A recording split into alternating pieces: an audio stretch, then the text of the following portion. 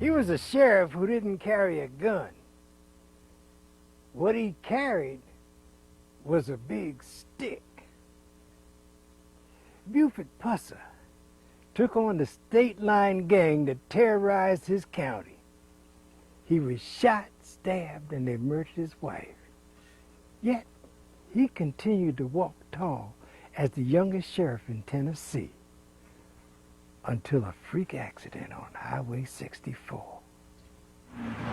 Way down in McNairy County. It seemed just like almost every time Daddy got shot, it was always in a space area because usually somebody was driving by. He was a walking legend. He rubbed his chin and it wiggled around and he stomped his feet or rubbed his feet. He was fixing to hit somebody. He had no fear. The real Buford was quiet, soft-spoken, was more like a gentle giant. Although when he needed to, he could become that alter ego, you know, sheriff with the big stick. He was big and tough, but he had a heart of gold. James, how you doing? All right, how are you, Bill? Been doing fine.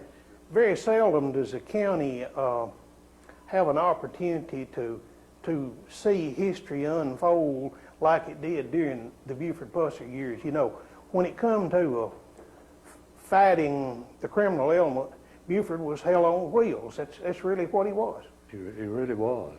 He did a fantastic job in keeping the peace and order of McNairy County.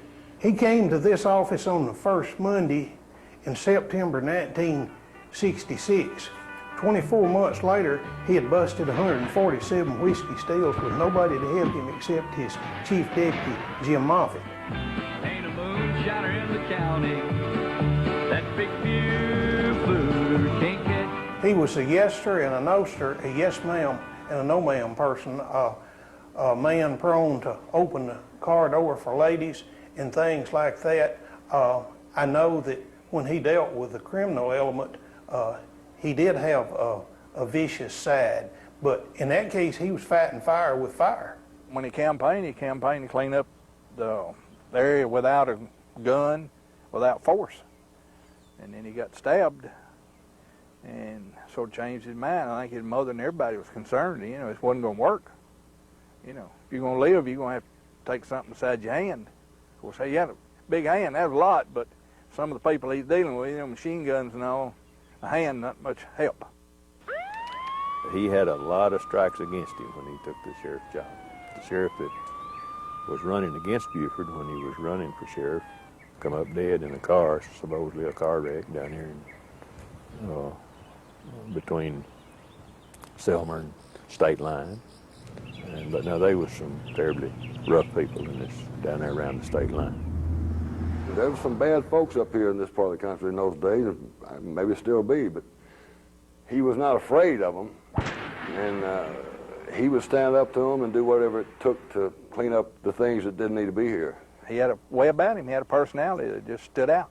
And things happened to him, and thank goodness, don't normally happen to most people.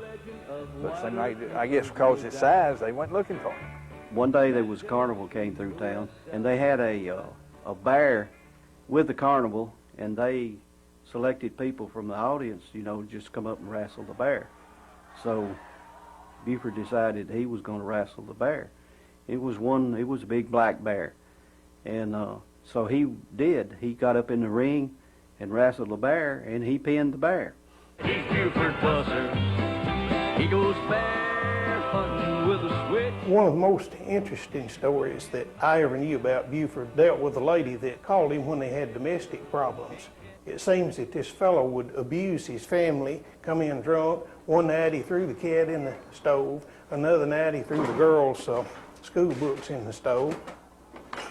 She called Buford and said, he's drunk again, Buford. I need some help over here. So Buford got in a patrol car. He went to Adamsville. But he stopped just before he got to the man's house, and he cut him a hickory stick about like your thumb. John Grant was the man's name, but they called him Flagpole. So Buford went out there in the yard and cut him down a small tree is what it was. He called it a switch. Drove on up to the house. Lady come out crying, and Buford said, well, what's the matter this time? Oh, he's down in the barn, she said. He's drunk. Don't go down there, Buford. He'll kill you if you go down there. Buford went down there and drug him out and whipped him with that hickory stick until he wet all over himself. But he took him by the arm and just wore that switch or what it was out on him. Said, now, flagpole, I whipped you this time like a kid. But said, if I have to come back out here and you beating up on your family and chasing your in-laws, said, I'm going to whip you like you was a man. He never did have to go back. The morning that he got shot, I cut his hair that afternoon, late that afternoon, and he was telling me that he was going to Kentucky to visit his in-laws, you know, and he was laughing about that, said, you know, you have to go sometime. And that was late in the afternoon, and he got shot the next day. After the ambush, our whole life was upside down. It's hard enough losing your parent when you're 6 years old, but it's very hard to understand as a little girl that someone would want to murder your mother. It just ripped my jaw off here completely. It was hanging plumb down on my shoulder here. And of course she was hit again and killed. Our family lost so much through this, but my dad stood up and believed in it and continued to keep cleaning the area up. I just don't like to give up. I mean, once they get you down, they're going to keep you down. If they think they can put you on the run, they're going to put you on the run. Law enforcement's been his whole life, though he's been stabbed and shot, and they killed his wife. He called me one night. He said, you're not going to believe what's happening. I said, what? And he said, some so-and-so called me and said they was Bing Crosby Productions, and they'd be interested in making a movie about my life. By the time he was out of the sheriff's office, they'd made the movies, and he was just famous because of the way he did his job and the way it all ended like it did. We had been told that they had had a contract out on his life. He said, no talking to people that you do not know. Do not get in the car and ride with somebody that you do not know. You know, there's some talk that the syndicate put a price on your head. Now, do you really think this happened? Well, it's strictly through the grapevine. The rumor had been out that they had. I could look up ahead and see there was something happened on the left side of the road. We had to go down the hill, back up another top of a little hill, and as we got closer, I told him, I said, that's Daddy. Daddy's had a great time.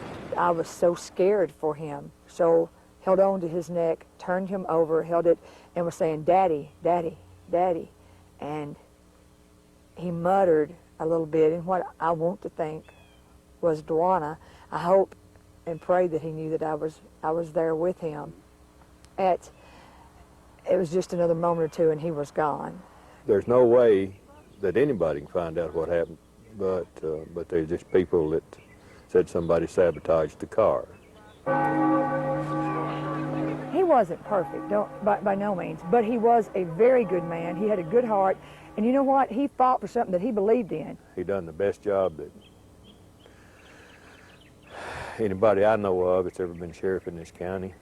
I'm the sheriff of the county. He gave a bunch of people what they had coming to them, and that's the way people felt when they saw those movies, you know. They knew the criminal element was going to suffer when he got to them.